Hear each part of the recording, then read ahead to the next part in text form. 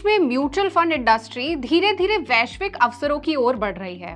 अब भारतीय निवेशक, जो भारतीय इन्वेस्टर्स हैं, सिर्फ घरेलू मार्केट तक ही सीमित नहीं रहना चाहते, बल्कि दुनिया की बड़ी कंपनियों और अंतर्राष्ट्रीय बाजारों में भी हिस्सा लेना चाहते हैं। और इसी दिशा में अब एक नया कदम उठाया गया है। मशहूर mutual fund house PPFAS mutual fund ने यह ऐलान किया है कि आने वाले कुछ टाइम में वो 3 नए ग्लोबल FOFs यानी फंड ऑफ फंड्स लॉन्च करने जा रहा है। इनमें 2 पैसिव फंड्स होंगे और 1 एक्टिव मैनेज्ड फंड होगा। कंपनी का मकसद भारतीय निवेशकों को ऐसे ग्लोबल मार्केट्स में एक्सपोजर देना है जहां लॉन्ग टर्म ग्रोथ के बेहतर मौके हैं। साथ ही ये मॉडल टैक्स के मामले में भी ज्यादा एफिशिएंट माना जा रहा है।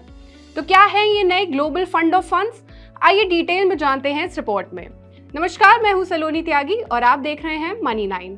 पराग पर एक फाइनेंशियल एडवाइजरी सर्विसेज का प्लान 3 नए ग्लोबल इक्विटी FOFs लॉन्च करने का है। इसमें से 2 होंगे पैसिव फंड्स जो बड़े ग्लोबल इंडिसेस जैसे S&P 500 या NASDAQ को ट्रैक करेंगे, और 1 होगा एक्टिव मैनेज फंड जिसमें फंड मैनेजर खुद चुनिंदा इंटरनेशनल कंपनियों में निवेश करेगा। पैसिव फंड्स में कॉस्ट कम होती है क्योंकि ये मार्केट इंडेक्स को फॉलो करते हैं। वहीं एक्टिव फंड में रिसर्च और एक्सपर्ट डिसीजन मेकिंग पर ज्यादा जोर दिया जाता है। PPFAS का कहना है कि इन्वेस्टर्स अब ग्लोबल एक्सपोजर की तलाश में हैं। भारत की इकोनॉमी तेजी से बढ़ रही है, लेकिन दुनिया के डेवलप्ड मार्केट्स जैसे अमेरिका, यूरोप और जापान में भी कई सेक्टर्स में मजबूत ग्रोथ का पोटेंशियल है, खासकर technology, artificial intelligence, health care और मैन्युफैक्चरिंग में। कंपनी का दूसरा बड़ा मकसद टैक्स एफिशिएंसी भी है। उनका मानना है कि गिफ्ट सिटी जैसे रूट से डायरेक्ट ग्लोबल फंड्स चलाना टैक्स और स्ट्रक्चर के हिसाब से प्रैक्टिकल नहीं है। इसके मुकाबले फंड ऑफ फंड्स मॉडल में इन्वेस्टर्स को कैपिटल गेन्स और डिविडेंड पर कंपैरेटिवली कम टैक्स देना पड़ता है। इसी वजह से कंपनी ने FOF स्ट्रक्चर को अपनाने का ये फैसला किया है। आइए अब ये जान लेते हैं कि इस मॉडल की खासियत क्या है।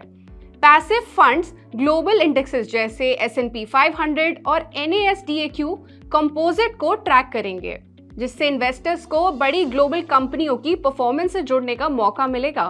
एक्टिव फंड को ग्लोबल अपॉर्चुनिटी फंड की तरह चलाया जाएगा, यानी फंड मैनेजर वहां इन्वेस्ट करेंगे जहां उसे सबसे बेहतर ग्रोथ दिखे। कंपनी का कहना है कि वो ज्यादा एक्सोटिक मार्केट्स जैसे चाइना या थाईलैंड से दूरी रखेंगे और उनका पूरा फोकस डेवलप्ड मार्केट्स जैसे अमेरिका या यूरोप पर ही रहेगा, जहां मार्केट रेगुलेशन और कॉर्पोरेट गवर्नेंस काफी बेहतर हैं। टैक्स के नजरिए से भी ये मॉडल बेहतर माना जा रहा है क्योंकि इसमें चर्निंग यानी बार बार बाय सेल पर ज्यादा टैक्स बर्डन नहीं पड़ता। हर इन्वेस्टमेंट की तरह इसमें भी कुछ चैलेंजेस हैं, जैसे ग्लोबल मार्केट एक्सपोजर का मतलब है कि रिटर्न्स पर इंटरनेशनल इवेंट्स, करेंसी फ्लक्चुएशन और ग्लोबल स्लोडाउन का असर पड़ सकता है। एक्टिव मैनेज फंड में फंड मैनेजर की स्टॉक चुनने की एबिलिटी बहुत जरूरी होती है। गलत स्टॉक या सेक्टर चुनने पर परफॉर्मेंस पर सीधा असर पड़ सकता है। टैक्सेशन स्ट्रक्चर बेहतर है, लेकिन इन्वेस्टर्स को ये समझना बहुत जरूरी है कि FOF में रिटर्न्स और टैक्सेशन अलग तरह से काम करते हैं।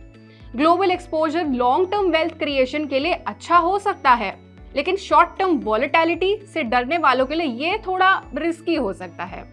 अगर आप लॉन्ग टर्म इन्वेस्टर हैं और ग्लोबल डाइवर्सिफिकेशन चाहते हैं, तो ये फंड ऑफ फंड्स आपके लिए एक इंटरेस्टिंग ऑप्शन हो सकते हैं।